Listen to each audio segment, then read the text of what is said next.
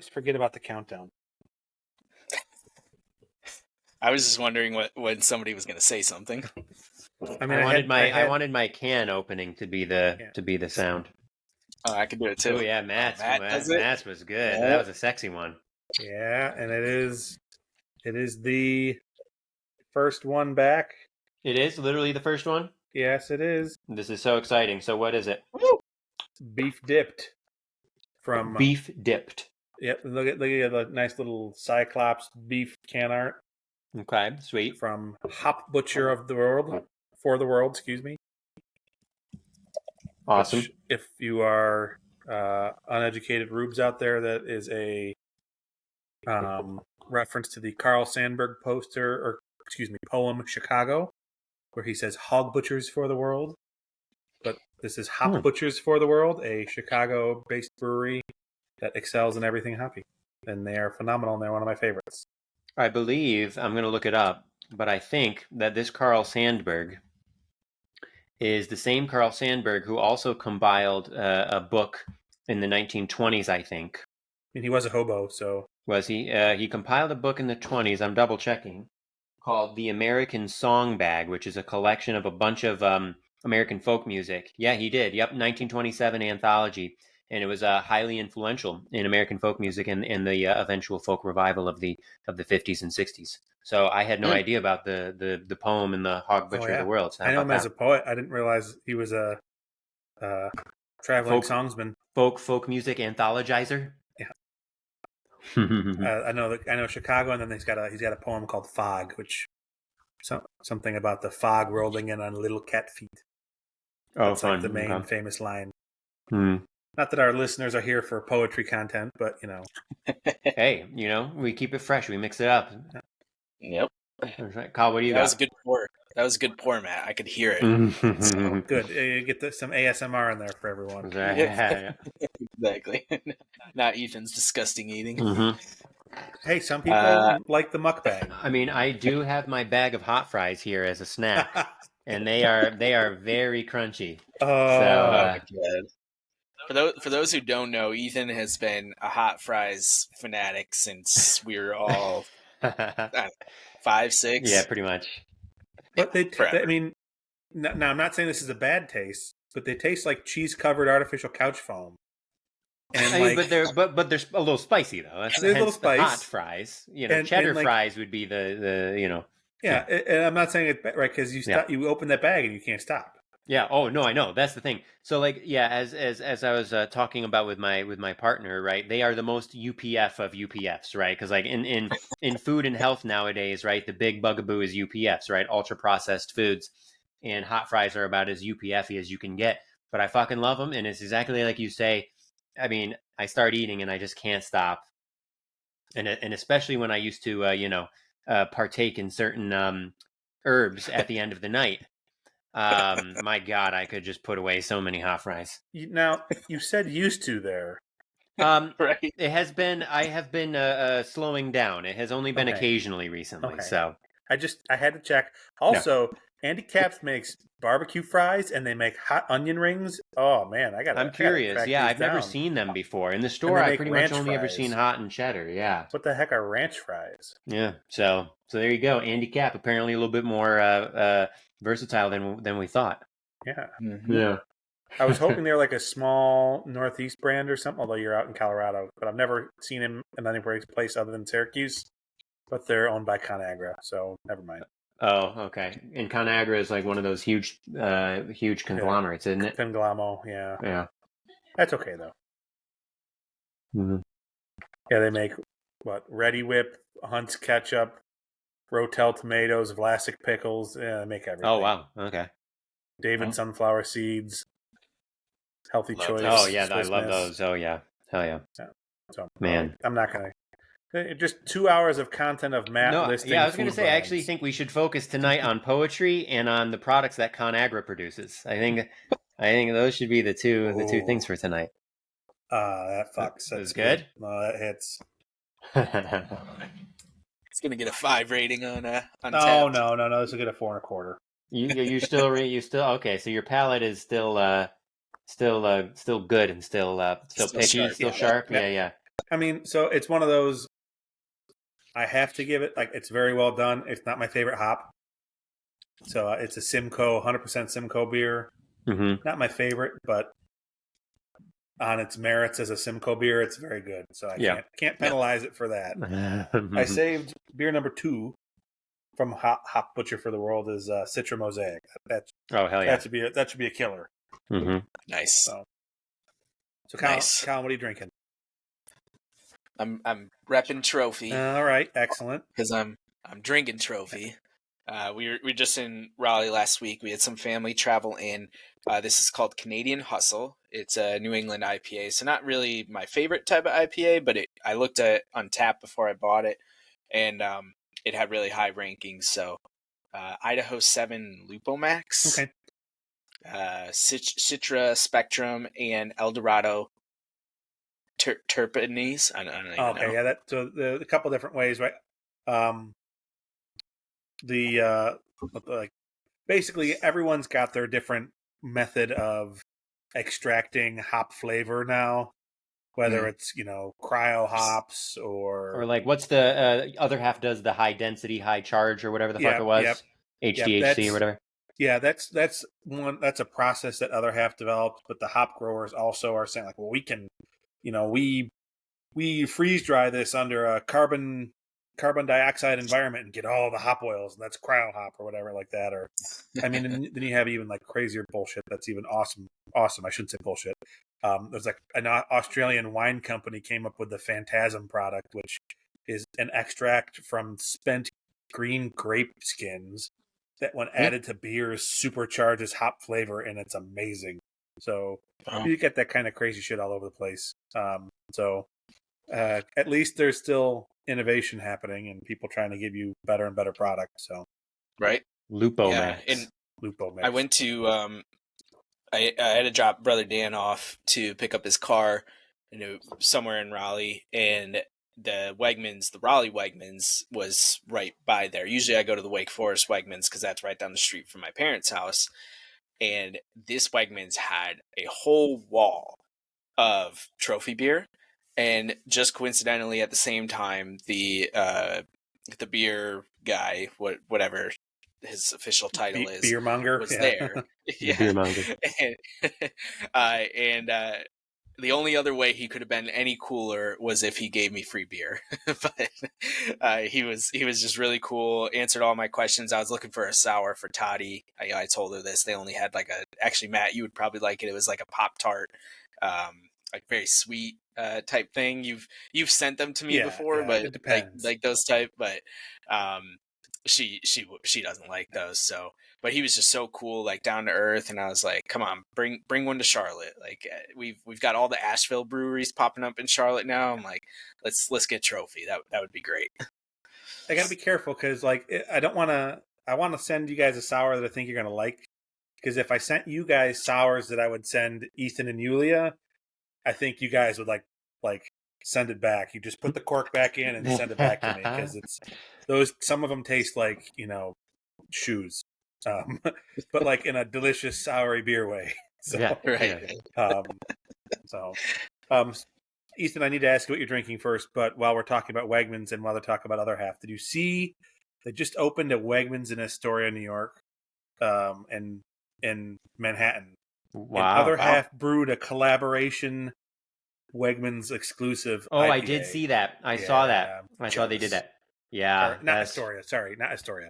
In Manhattan, in Astor Place. Oh, I was going to say Astoria's in Queens, right? Yeah. Okay. I should know that, especially with the person who's now living with me, my girlfriend, Sam. Sorry, Sam. Yay. Just messed up my New York City geography.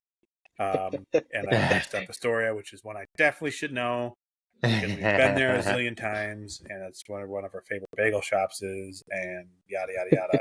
Queens, and I'm sorry, Queens. Gang. So we went from having a show about poetry to now the show's going to be all about Matt apologizing for the rest of the show. Yes, making this is good.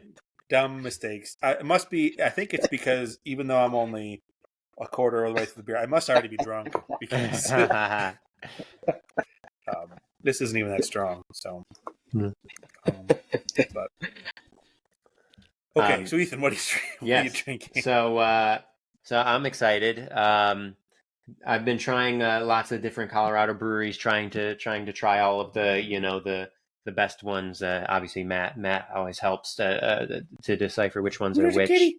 Yeah, that's one of the podcasts. That's Nori. She's the sweetest and the cutest baby, Oh, and snuggles hi, Nori. snuggles with me all the time. Oh, Hi, the Yulia haiku. too, but hi, Nori. Oh my god, yeah, she's the fucking best. She doesn't want to sit in my lap right now, but she's amazing. So I went to the beer store today. There's one near work that has a great selection, and I was looking, and I was very excited to find this one. It is a collaboration between Casey Brewing and Weldworks, two of the best in Colorado, and it's called Trans Mountain Diversion, an IPA, and I haven't actually sipped it yet. We had a collaboration of theirs when we were there last, Ethan. Did we really? Yeah. Oh, this one's excellent. That's the one. This one's really good. This one might be like a 4.5 for me. This one is Nelson. Is it Sauvin or Sauvain? Sauvain. Yeah, like French. We did have it, Ethan. We had the same one, and it was a 4.5 on my. I rated it 4.5.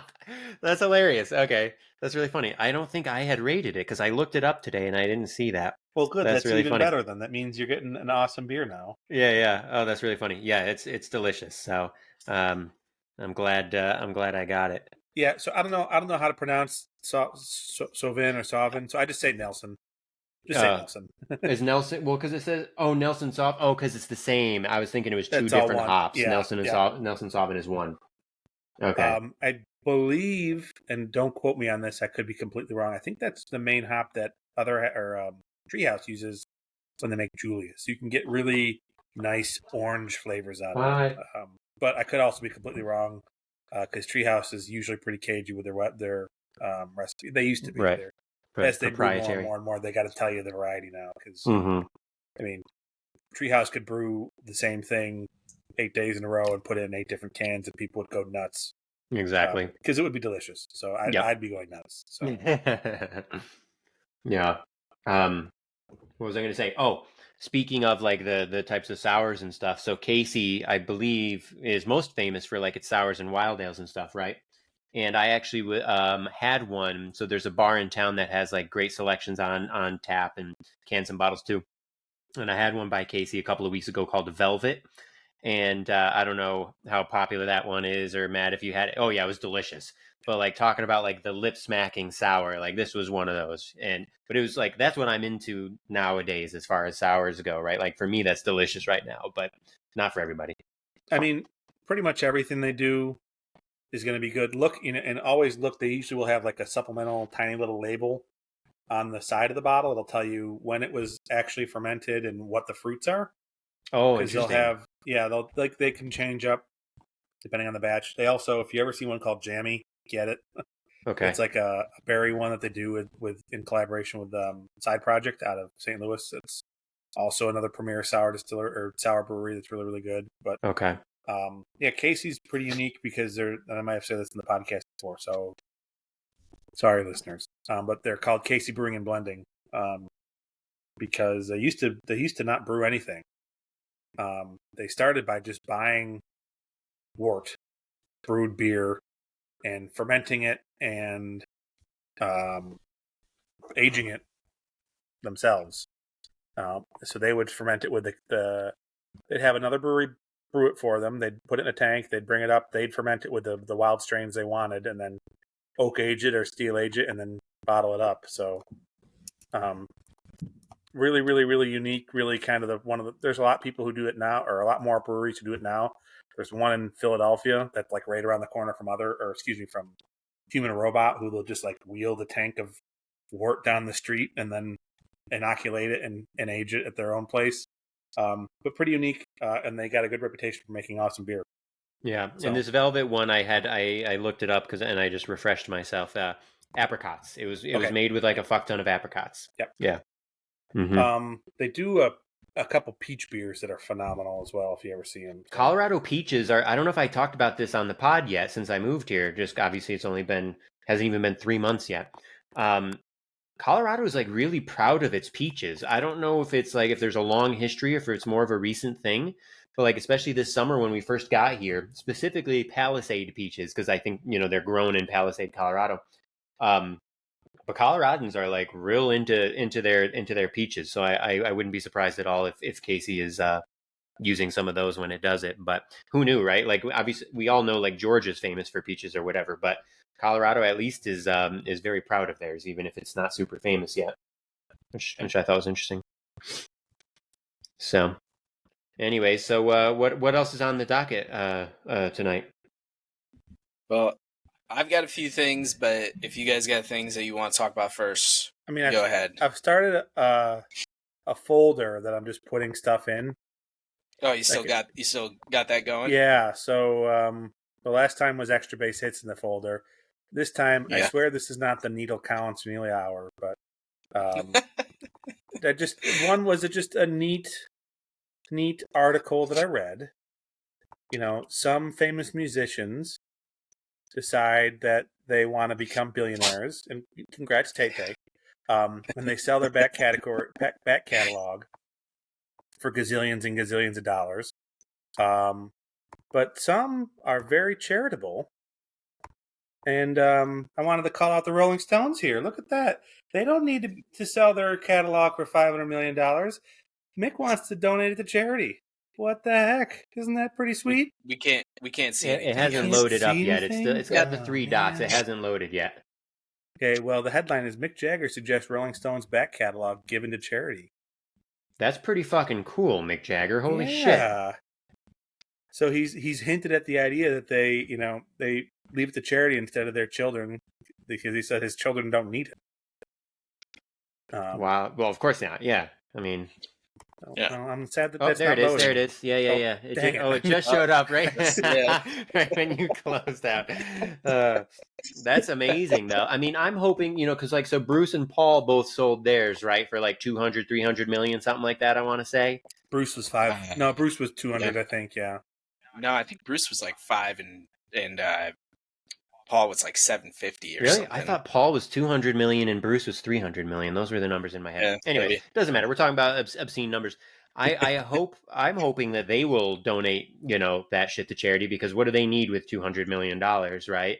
But who knows what they're planning on doing with it. But that's really cool, Mick Jagger. That's awesome. Yeah. And I don't have a problem with the Stones, so I don't know why you think that would be poking me. But needling you because of Bruce making fun of Bruce. Yeah. Yeah. Well, what's interesting, in a completely different way from like the first rap generation, like right with like Biggie and Pac and all of them and the violence and everything that kind of they all came from, like specifically with the Stones. They were like on the run in Europe for years, like when they were big in the late 60s and early 70s because of drugs.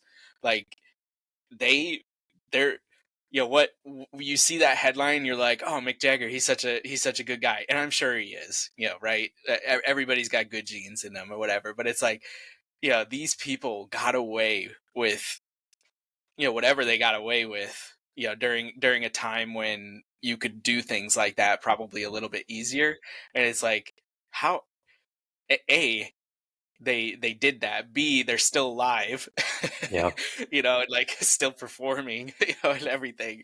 And so it's just amazing to me. And like, if that's how he wants to pay back for some of the maybe the bad things that he's done throughout his life, then all the more power to him and to the band. But yeah, it just made me think of that. It was some documentary that I was watching on paternity leave. It's on Apple TV. I can't remember what it was called, but that's where I first heard about everything that the Stones were doing, and then I read up on it a little bit, and I was like, holy like, I mean, they were literally on the run, like while they were touring or why they were huge, and everything, and cops in all throughout Europe, they would have to bounce from country to country, just to get away. Not just the Stones, same with, what do you think the Wings song Band on the Run's about? Yeah, right. Paul was pissed off because they were getting heat for, having recreational drugs. Yeah. But no, I think it's a Robin Williams, speaking of they're still alive and still performing, I think it was a Robin Williams joke live on Broadway when he's, after the nuclear apocalypse, it's going to be Keith Richards left with a cockroach going, you know, I snorted your uncle once. Like, that's it. That's what's going to be left. So nothing can kill them. That's hilarious. Yeah. Keeping the needling going, I just some rapid fire stuff. Now, I'm going to do my best to describe the GIF that I sent. Emphasis on the GIF. What that does, I sent to, pray tell, what does GIF stand for, Matthew? graphical interface. Image, whatever. Graphic. Anyway, so it was some clip from some old WWF video, and it was like two giant wrestlers pushing a tiny wrestler back and forth between the two, and like the tiny wrestler like tries punching the big guys and nothing happens. But superimposed in their heads were like the big wrestlers were Ohio State and Michigan, and the tiny wrestler was Penn State. That's right. You sent this to us, right? Yeah, that was hilarious. Yeah. So that was so good. And no matter what the little guy did, he couldn't land a punch. He couldn't make. So the seriousness I want to talk about, Colin, and this is more just wanting analysis here is, it seems like you guys are perennially destined for, the Rose Bowl or another, which is phenomenal and is prestigious and it's great and it's more successful than I'd say all but maybe 8 or 9 other programs in the country on a perennial basis. But you can't break through. And do you think it's a coaching thing? Do you think, the kind of the scuttlebutt I hear now is, well, this was the year they were supposed to do it. They have the recruits, they've got the players. What's going on?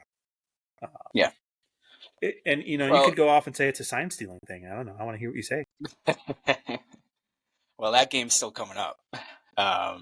So there's a lot of different layers. And actually, Matt, this is similar to a topic that I wanted to address because of comments I read about James Franklin talking to the media tonight after the open practice session.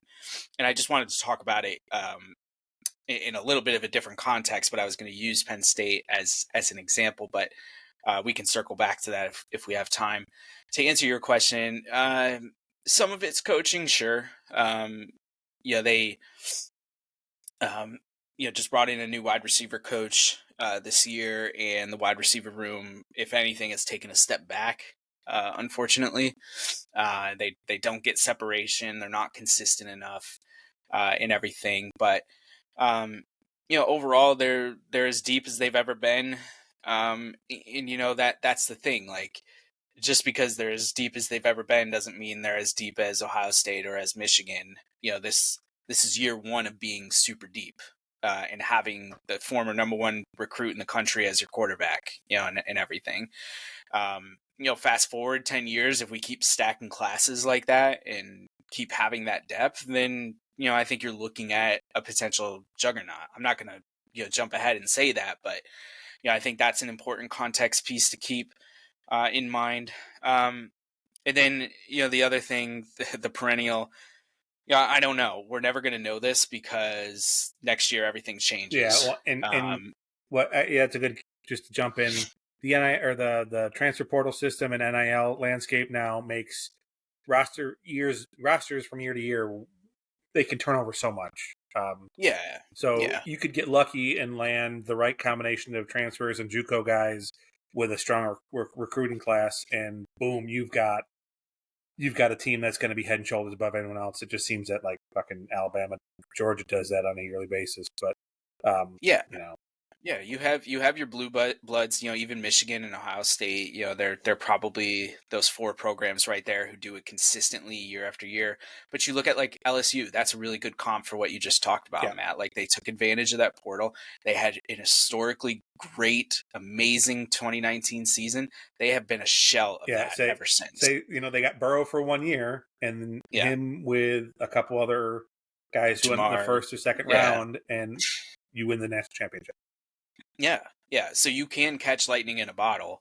But, the sustainability piece, I think, especially at a school like Penn State where, you're probably not going to outbid or out-recruit in Alabama or a Georgia, or something like that. Like, you do need that continuity a little bit more, but you also do need to be able to use the portal. But, outside of that, what I was saying, everything changes next year.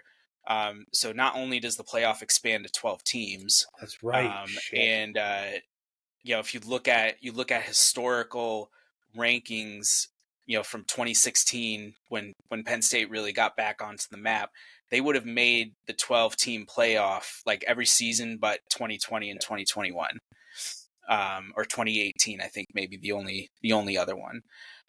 So even with the difficulties being in that division with Ohio State and Michigan, they still would have made the playoff and had a shot. The other thing that changes next year in the Big Ten specifically is there's finally no more divisions. Oh, really? I did not know yeah, that. Okay. Yeah, no more divisions. USC, UCLA, Oregon, and what's the other school? Join the conference from the Pac-12. Washington, right? Yeah. All schools that are ranked in the inaugural college football playoff rankings that came out last night.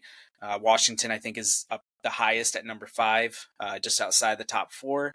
Right now, Oregon's in the top 10. Penn State's at 11. Like the conference is just a fucking monster. And that's how it's going to be when you have super conferences. Like, that's just the name of the game. And you're going to see a lot more 2-loss teams, for example, make the playoffs in years to come, and things like that. But, to this season, it's not over. They have 4 games left in the regular season. One of those games is against Michigan. Who the fuck knows what's going to happen between now and next Saturday when they're supposed to play Michigan with that whole sign stealing crap that you alluded to, Matt. But, their chances of getting to the Big Ten championship game because of the way the division is very slim. Yep. If they... basically they need Ohio State to lose twice, and they need to beat Michigan to get in to the Big Ten championship game. Now that doesn't mean they can't get into the playoffs. Ohio State made the playoff the year that Penn State won the Big Ten championship and beat Ohio State in the regular season. So it's all wacky, it's all subjective. No bitterness there at all. Yeah, but it's like their chances, because they didn't take care of business at Ohio State, are very slim. And it'll take a miracle. I think even if they do beat Michigan in a couple weeks, to make the championship game and then have a chance to go to the playoff. But I'm going to stop there because I do have another topic that, like I said, is very similar, or we can segue into, like, based off of that. But Matt, if you've got other things, go for it. No, I was not trying to. I do have one other thing, 2 other things. One silly thing I noticed too late, and I say this, I will readily admit that I'm the kind of guy that gets to the bottom of the chip bag and will like go and claw and just like try and get as much of the dregs in my mouth at once. But I started noticing too late. I wanted to calculate like an FPM stat, like fries per minute, because Ethan was just like, you were a machine. I was going at it. You were. I got into a groove. And I mean, again, I am completely guilty of the same thing. Yeah. I just noticed it took me too long to notice, and I was like, wow, like he which if you haven't had Andy Cap's fries, you won't understand. They do that to you. They do that. And like I said earlier, I stand by. They taste like, insulating foam covered in cheese dust, but it's amazing and it's delicious, and the crunch is good. Yeah, the crunch is good. And I don't know how to describe it. And I mean, it screams artificial. You eat it. God, yeah. This is a chemical count. There is no milk anywhere near this, and it's delicious. Yep. Oh yeah. It's funny you said that, Matt, because I noticed. I saw myself in the camera and when I was getting going, and I was like, "Oh yeah, I'm really going now. Like, it looks kind of funny." But I was like, "Yeah, but Colin's talking. Like, Matt's paying attention to Colin. Like, nobody's noticing me, right?" But then, Matt, I saw like a slight smirk on your face at some point, and I was like, "Okay, maybe Matt did see me." Yeah. But again, yeah. I mean, just look at our 3 faces. Look at me when I do this, and then you realize who does that most often. And I cannot throw any stones. I just game recognizes game. Okay, there we go. Exactly. Oh man! And for all those of you who only listen to this audio wise, I recommend you go to about the 40-minute mark on the YouTube post or whatever video post out there. I'll do it one more time. Yeah. So Oh, good. I've missed you guys. Yeah. Yep.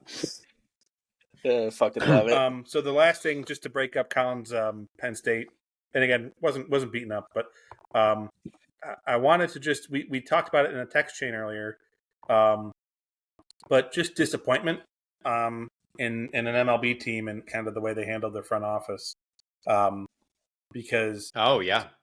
I just want to kind of say shame on you, Miami, and am I surprised? No, Nope. No surprise. but you gave you had the first female general manager or director of operations, can't remember what her title was, in the game. She was general manager. And In the four major American sports, first ever. Yeah. And you gave her fucking table scraps. And you ridiculed her on every step of the way in every move. Like, she traded for one of the best the best contact hitter in the game right now. She who has won 2 consecutive batting titles. Yeah, because he didn't abide to your ingrained and incorrect assumptions on launch angle and metrics. She did a phenomenal job despite butting heads with the bro culture in your front office, and she got you to the playoffs this year. Yeah, holy shit! It's a she fucking got you to the miracle. Playoffs in a division where you had Steve Cohen, New York Bank 300 $300 million payroll. The Braves, who are like one of the greatest teams of all time, even though the playoffs went the way they did. But I mean, the Braves had a historic season, right? They had an historic season, and the Phillies made the playoffs as well. And she got to the playoffs, and you chase her out the building. They wanted to hire someone above her. Yeah. They wanted to have a Pobo above her. What a nonsense promote. I think Pobo's right. President of Baseball Operations, Pobo. Yeah. Fucking insane. And not only that, but there was legacy coaches there who just treated her like she was an idiot, and she very clearly was not. It's crazy. She has been around for ages. It's not like she's some executive from another field who was like brought in just for headlines. Like, she has been in baseball for decades. She was Brian Cashman's one of his assistant GMs in the late 90s. Like, it's insane. Dynasty days. Yeah, the fucking dynasty. She would have if she was a man, she would have gotten scooped up so God. fast. She would have been a GM for the last 20 years. Yeah. So it's especially disappointing because it would have been so easy if she failed to point at how, that was an opportunity, that was a gift, and she should have never got. Like, she had so many things working against her, and she did a phenomenal job in a male. Like, I can't even say male dominated. Like, exclusively male, yeah. Right? Like, there's, if you're a layman baseball fan, there's only one other female name you can name, and it's Rachel Balkovic. Did I think that's right. That name? Yeah, Balkovic, down in whatever it is. For the single A Yankees, Tarpons. Like, that's it. Yeah. Holy shit, guys. The Giants have that one, the one woman who. That's who I was just going to mention. She's a coach. Yeah. She interviewed, and this is like, I mean, we've talked about all this before with white guys in general in every sport, not just baseball. Getting chance after chance after chance when there is clearly minority candidates available who are probably better suited, but they're minority candidates, so they're not going to get the job. But like Bob Melvin, gets the job after the shit that they pulled in San Diego this year. And he got a job easy. Like, the Giants wanted him, I think, right? Like, clearly they just wanted Melvin. They interviewed They interviewed Alyssa just so they could say that they were the first franchise to interview a woman for the managerial position. Yeah, and that was it. It's a shame because you want to, hopefully she at least gave them some hell and said, like, am I here for actual consideration or for a headline? I mean, she is a coach at the major league level, no? Yeah. So that at least is cool. First base coach, I think. Yeah, so that's cool, right? I mean, she's the first to be a coach at the major league level, right? She's the first uniformed woman. Yeah. So that is cool. We should give credit for that at least, but it's very frustrating. But it's not credit at all, though. I mean, just think about all the black men who were first base, third base coaches for all those years, never got managerial opportunities. Like, it's systematic suppression. Yeah. Well, just and different rate. They're different gender. Are we getting very many black managers? Like, Dusty's gone now. Ron Washington has moved on, right? Ron Washington wants the Astros job, but that hasn't been announced, right? I mean, there are still very few. I think that's right. Joe Paz will write about this occasionally, and yeah, I mean, I don't know off the top of my head. Kyle would know better than me, but other than Dusty, I don't know if there were any other like active black managers right now, which is crazy. I mean, you're hearing there's been there's a handful of Hispanic guys, but it's still mainly white dudes. Yeah, and it's interesting because sorry, go ahead, Kyle. Well, I was just gonna say, look at what happened with AJ Hinch, right? Okay. Yep. And look what happened to Carlos Beltran. Who's got another job? Yeah. That's a great point, actually. That's a great point. Yeah. I hadn't thought about that. Yeah. Yeah, it's easier to forgive the white guy. Yeah, it's so blatant out there, and it's not just baseball. Like, of course, every sport, NCAA football, like it doesn't matter. Yep. Minorities don't get opportunities. They never have. I'm not going to say they never will, but it's just not there. Well, and I don't know what changes it, but it's not there. Even the Rooney Rule in the NFL, right? That's become a joke. Eric Bielemy, the offensive coordinator for the Redskins, you're telling me he can't be better than fucking even the Giants head coach? Like come on, like he's been rumored as a candidate forever. He took the Chiefs to 2 Super Bowls that they won, and everything as the offensive coordinator, and then finally he was like, all right, well, I just want to do something a little bit different, so he went over to Washington, but because nobody will give him a head coaching job. He's a qualified head coach. Yeah. Man, and it's crazy to me because like baseball for ages now, right? Like, I don't want to say it's necessarily dominated by non-white people because it's not. There's still tons of white people in, and like we've been living in the era of Mike Trout, and we have talked at length on this podcast about how amazing Mike Trout is and how much we love him. However, if you want to talk about like the greatest players of all time and the greatest players of the last 50 years or whatever, you're going to have a lot of black people and you're going to have a lot of Hispanic people, right? And as for my money, the greatest players of all time are Willie Mays and Barry Bonds, 2 black dudes. The greatest players of all time in like a really, really short span are like Eric Davis and Pedro Martinez, black and Hispanic. And if we want to talk about just like the greatest players in recent generations, we're going to start talking about people like Albert Pujols and Miguel Cabrera and Manny Ramirez and Alex Rodriguez. Now, A-Rod was, I think, born in the States, but is bilingual. I think his mom was born in, I can't remember where. Kyle would know. I think A-Rod was born in New York City, right? I think that's right, yeah.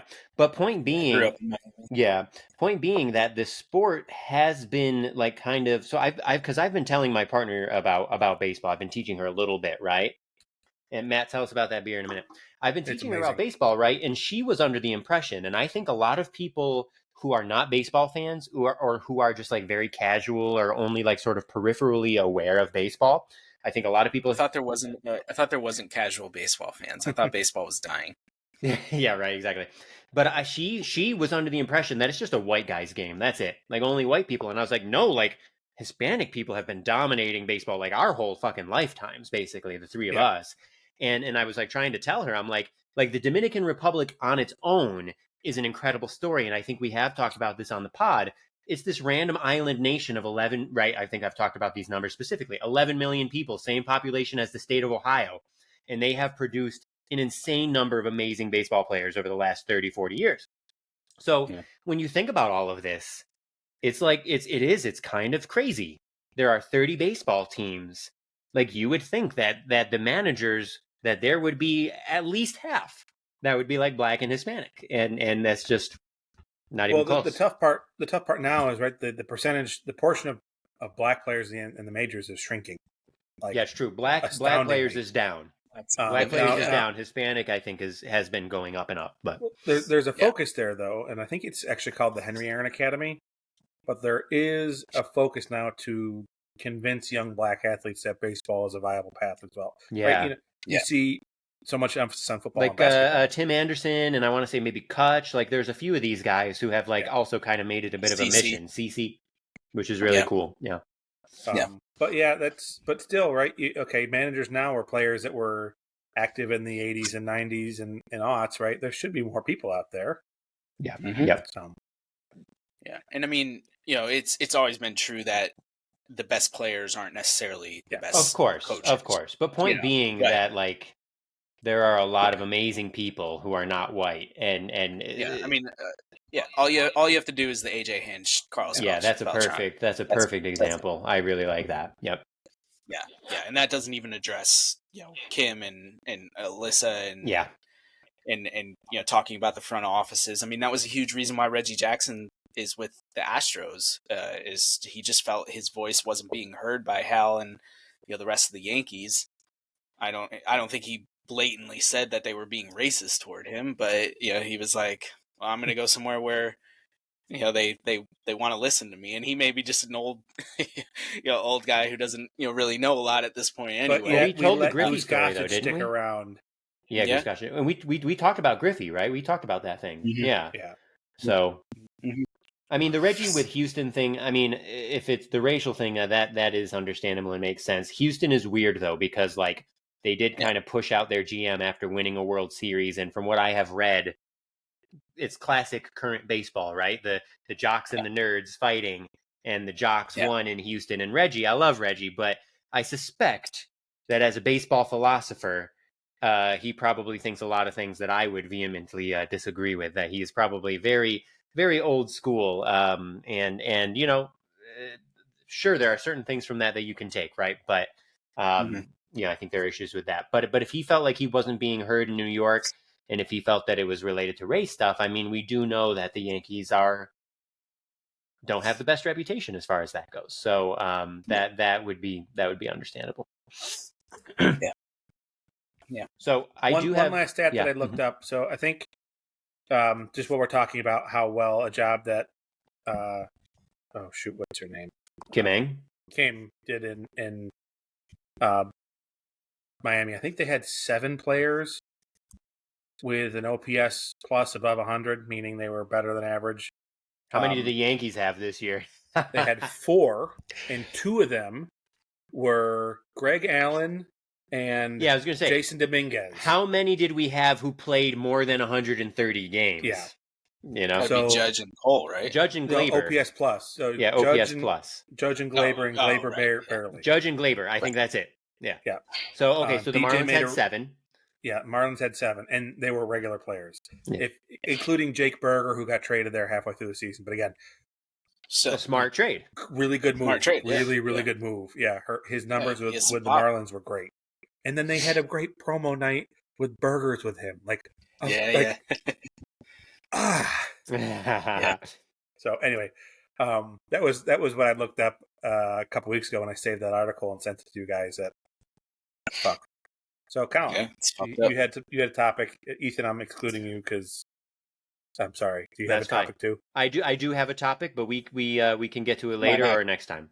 Go, Ethan. Are you sure? Go. Yeah. I'm 100% sure. Okay. I want to talk about MLB and the playoffs and the playoff format and potentially what it might be in the future. I can't remember if we've talked about it in depth on the pod, and even if we did, I think it would have been at least last year at this time, so nobody remembers it, or 2 years ago at this time, so nobody remembers it. Colin, when did we start? You looked this up recently. When did we start the pod? Yeah.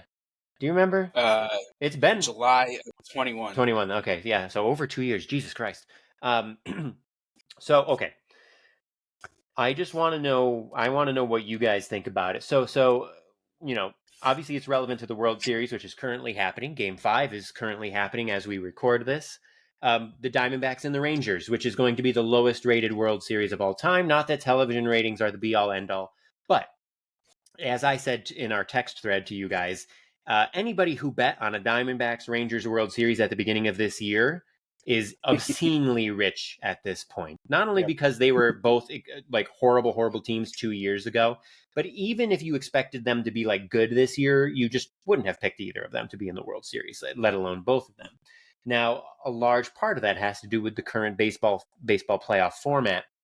And Joe Paz, of course, has written about this extensively, which is why it's kind of in the forefront of my mind. So Colin, I know you've obviously read all that stuff too.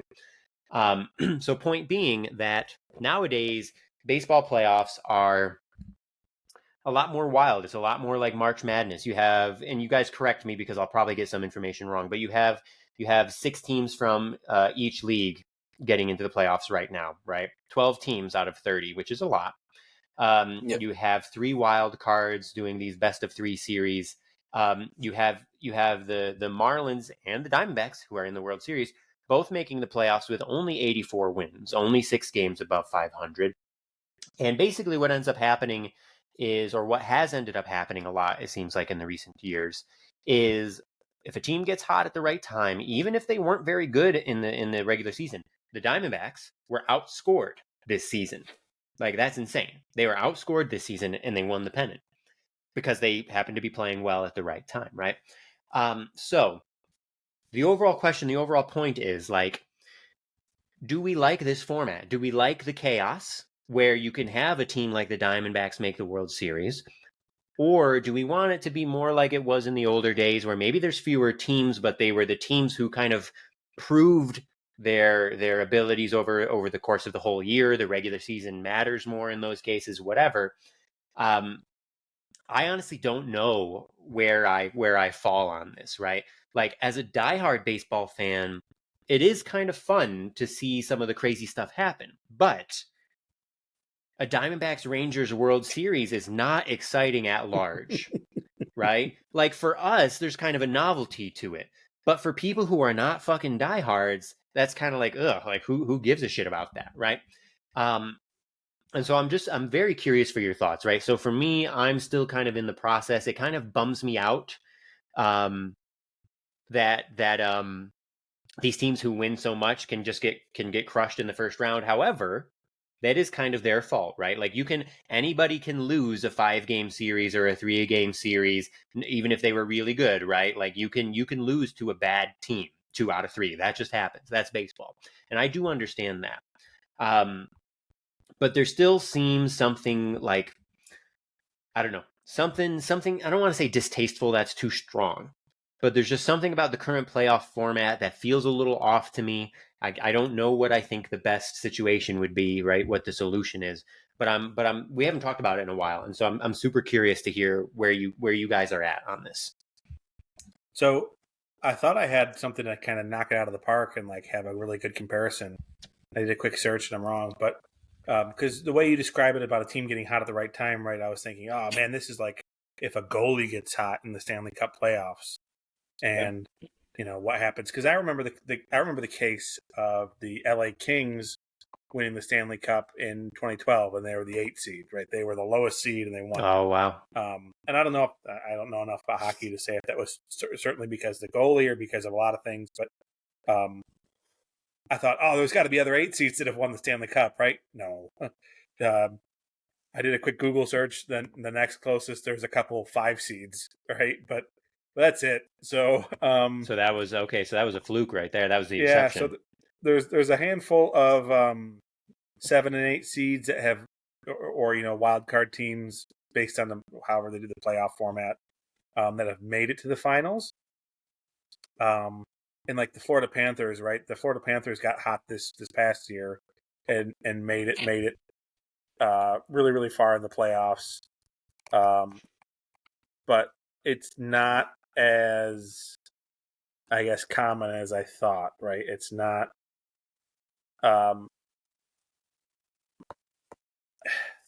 it's not as common as what it seems to be happening right now in the majors, I guess, is what I'm going for. Mm-hmm. Had to throw some hockey content in there. Yeah, of course. We have a lot of hockey fans who are also podcast fans here. They're the Venn diagram of Two Jocks and a Schlub fans and NHL fans. There's a massive overlap. I mean, circle. it's yeah, exactly. It's a ton of people. So,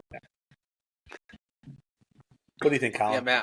I think that's good context to add though, because like where I'm headed with this is. Oh, and actually, baseball... Colin, hold that thought real quick. One thing I should have mentioned in my rant is it looks really likely that there might even be teams added to this, right? So it might even get crazier. Right. Yeah, and that's what, like, the other major North American sports still do a good job of I'm not going to say rewarding regular season success, but the better teams usually succeed in the playoffs in the other sports. Like largely, I would think that would be true. You have your outliers. You have the year the Giants beat the undefeated Patriots. They were wild card 6th seed, first time that ever happened, and right. What Matt said and everything. But for the most part, I think the top tier teams, maybe the top 4 to 6 teams in each league are winning, are getting far enough in the playoffs that it feels like, okay, there's a point to the regular season because you set yourself up for the postseason, and then you can make your run in the postseason. Whereas baseball, that seems a little disjointed right now.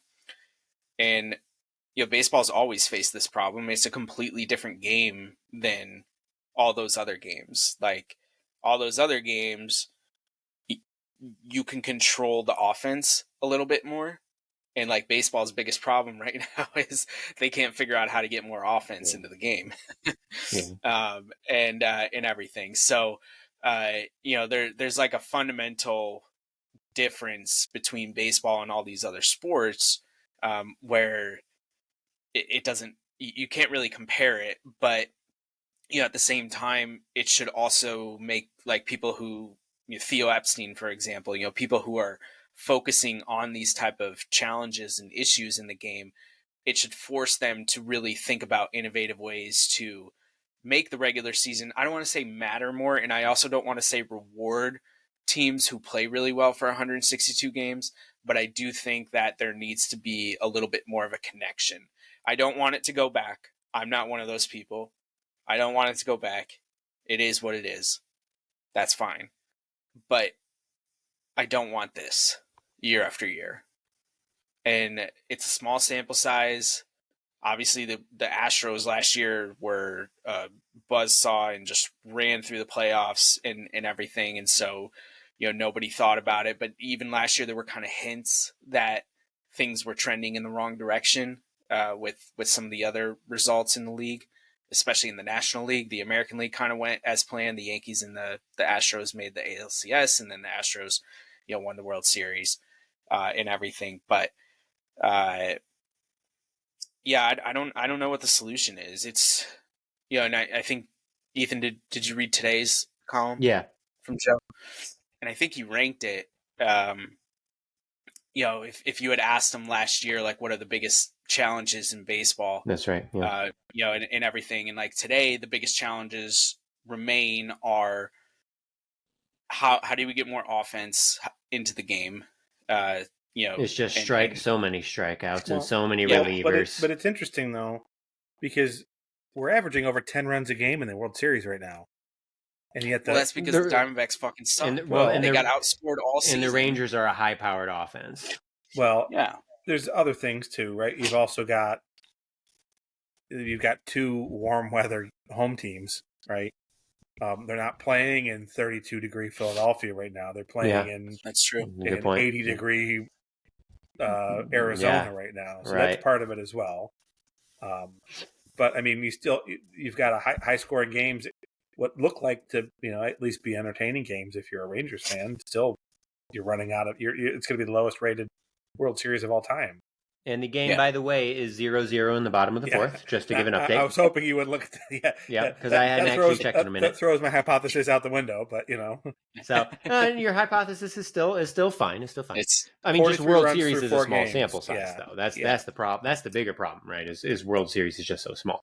Yeah, and the flip side is look at what happened. I mean, the high-powered Braves, got absolutely shut down. And actually, they ran into a couple buzzsaw pitchers. Well, so what I want to talk about with that, and this is a smaller thing, and we don't need to get into the details of it right now, but I just want to bring it up since you mentioned it, Matt, is the Braves, so the 1 seeds now are getting buys, right, in baseball, and they end up getting a whole bunch of time off. I think, 5 days, 6 days? Right. At least 5. Yeah. Now, baseball, Major League Baseball, the way it's set up is it is basically an everyday game, right? I mean, they get 1 or 2 days off a week, They right? play like 162 games in 181 days or something like that. So it's an everyday game, and so there has been a lot of talk of whether though that bye time is an advantage or a disadvantage, right? Now, some teams have done just fine and have won their series after that break and blah blah blah blah blah. Other teams have not. I'm wondering, what the solution is there. Like, what I was just thinking about now is, like I don't know if this is still the rule because I just don't pay attention to football anymore, but like it used to be that in overtime, the team that like won the coin toss could choose whether they wanted to start on offense or defense. Is that still a thing?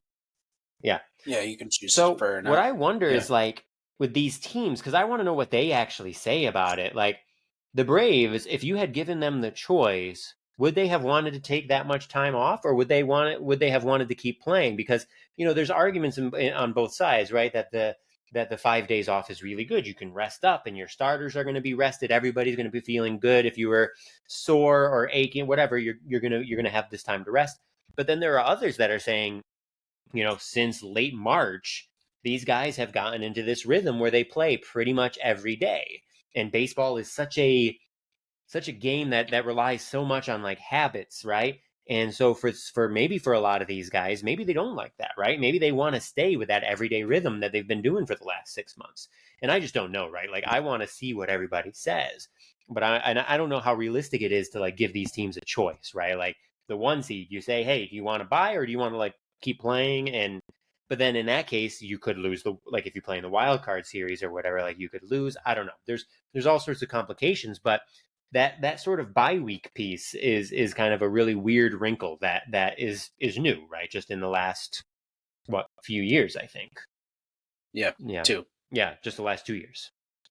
Yeah. So anyway, sorry, Matt, when you mentioned the Braves, I wanted to bring that up. Now obviously they blew it when they needed to not blow it, right? But I do, that bye part is kind of interesting, I think. Yeah.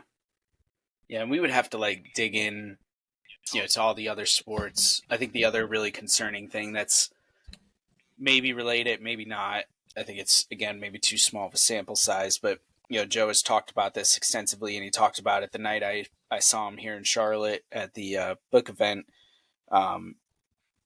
Too many games are over before they even get started. Too many teams get out to an early lead, and then it is just reliever after reliever and no shot for the other team to come back. Like, I mean, there's obviously nothing fun about seeing Aroldis Chapman blow a lead or whatever it is. Like you want that Mariano Rivera, but you want that like later in the game. And I don't know. I go back and forth about this because I'm always like, I mean, we want the game to evolve. We want the game to change and adapt and everything.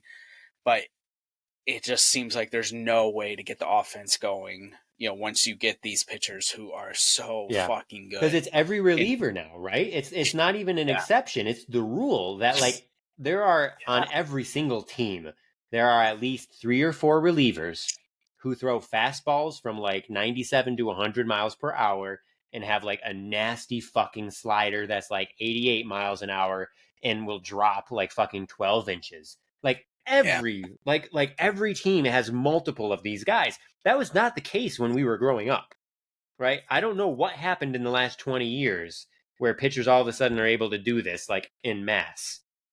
Okay, there was Jeff Nelson throwing frisbees, okay?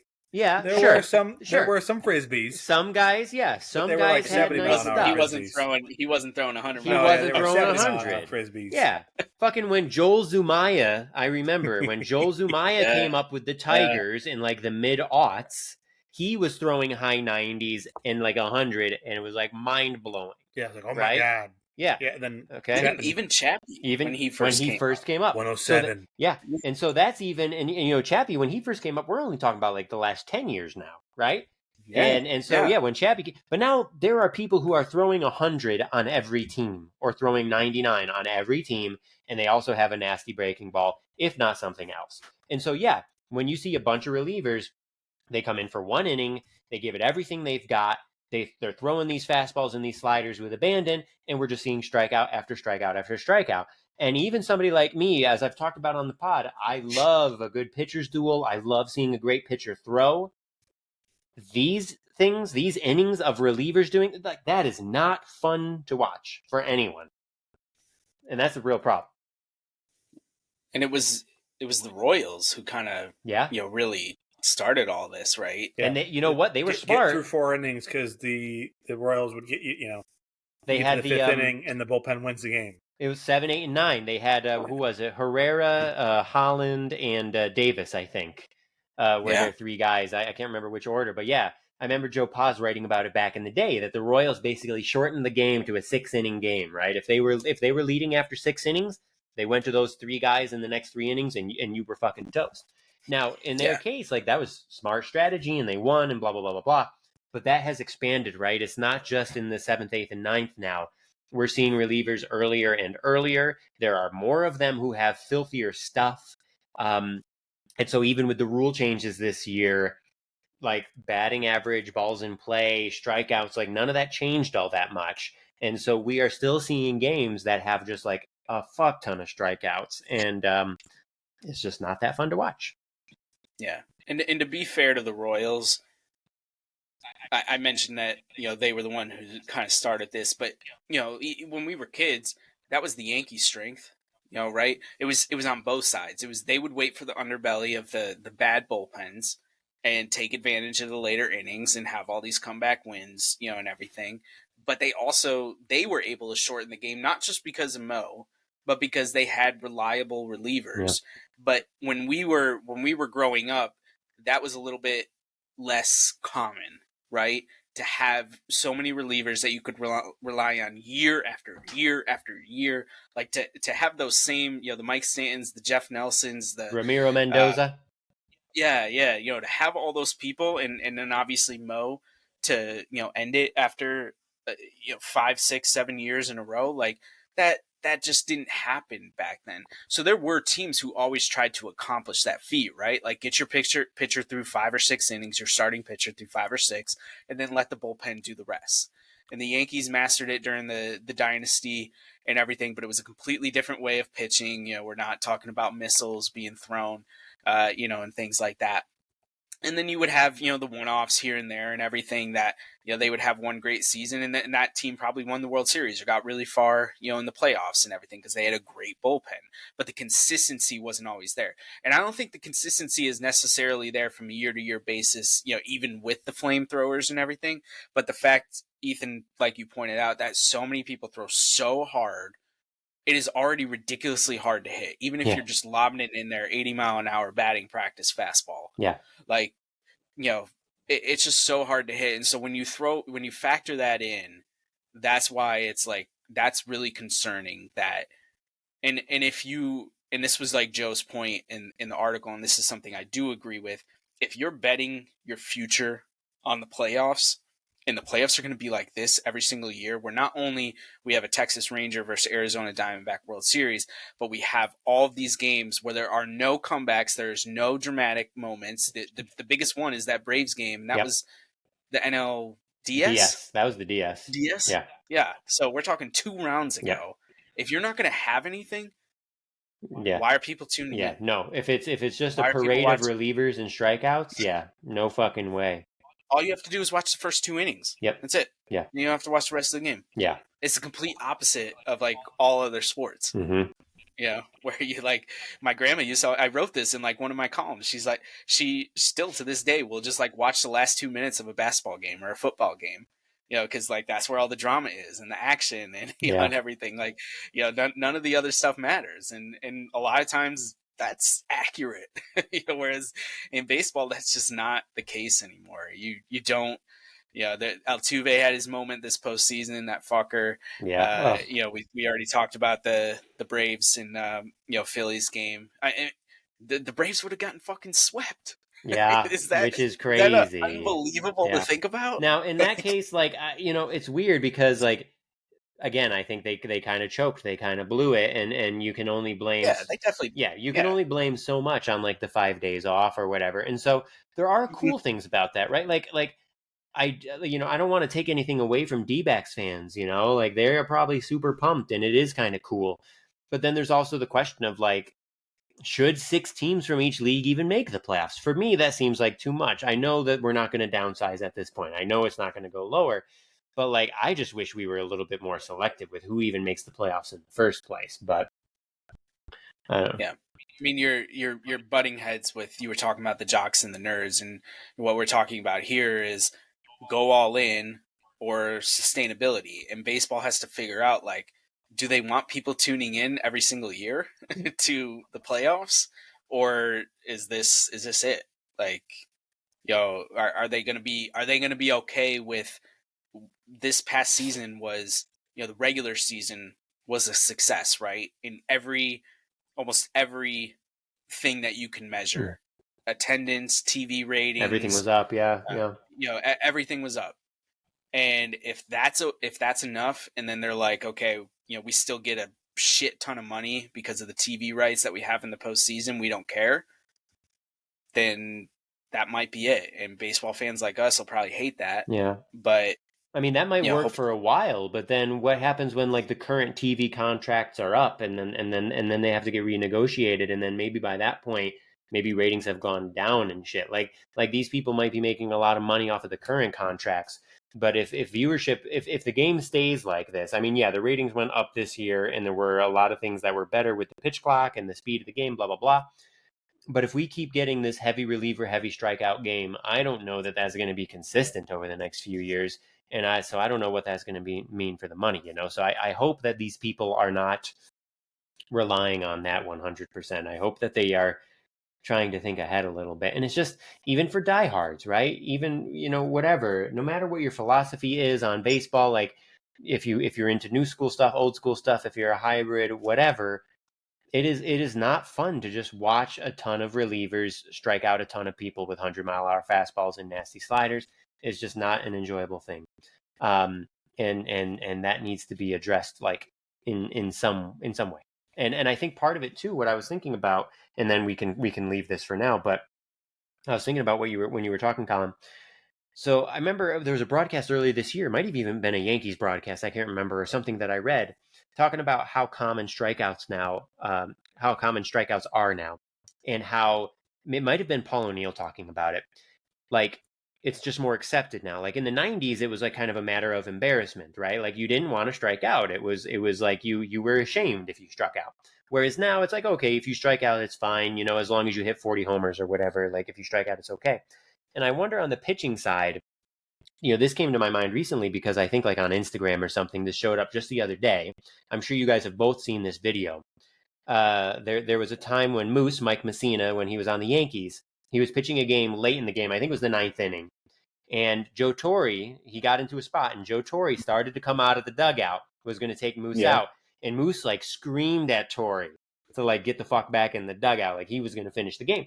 And I wonder with that too, if there's like a little bit of a thing with starting pitchers where back in those days, and that's not even that long ago, we're talking about the 90s, starting pitchers had a certain sense of pride about how deep they could go into the game, and maybe that's gone now. I think there are some people who still have it. Garrett Cole, we know there are some examples with him. There are some guys like that.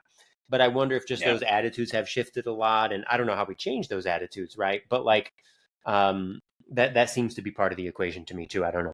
No, they have. Just look at that. There was that young guy in Seattle who was like whining. Kirby. Whining because they took him out. George Kirby. At 95 pitches instead of 75 pitches or something. Oh, that's right. That's right. I forgot about that. So, yeah. Yeah. Well, and, actually, so we can cap this.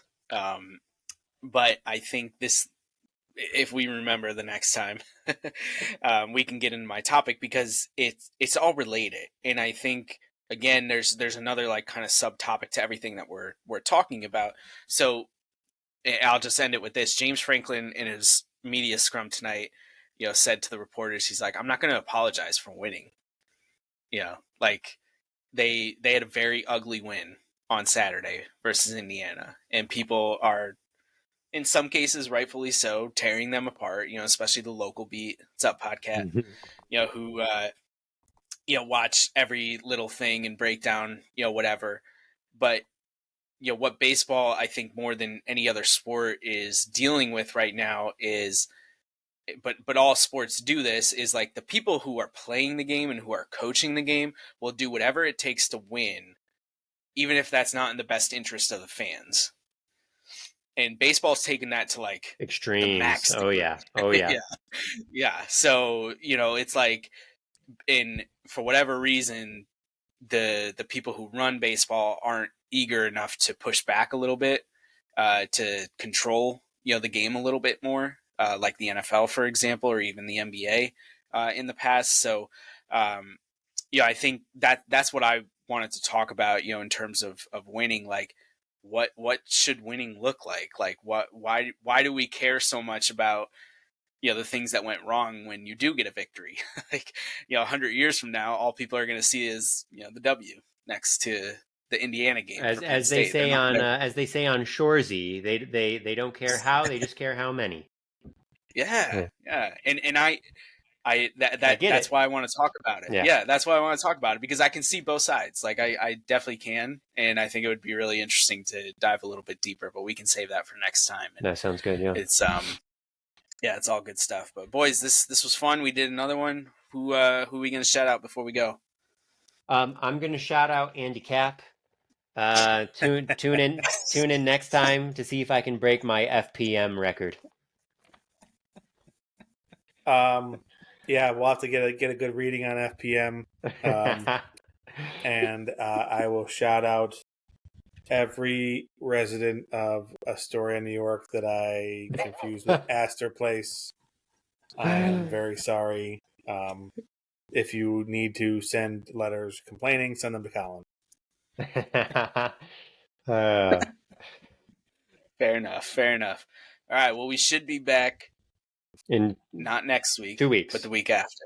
Right, the week before Thanksgiving. Yep. That's the promise we're making right now. We'll try to hold to it. We protested October because the Yankees won 82 games and didn't make the playoffs, but the Diamondbacks won 84 and are in the World Series. Yeah, it's okay. Now that it's November, we can talk again. It gave me a chance to go in the body shop, so it's okay. Right. Fair enough, yeah. All right, boys. We are.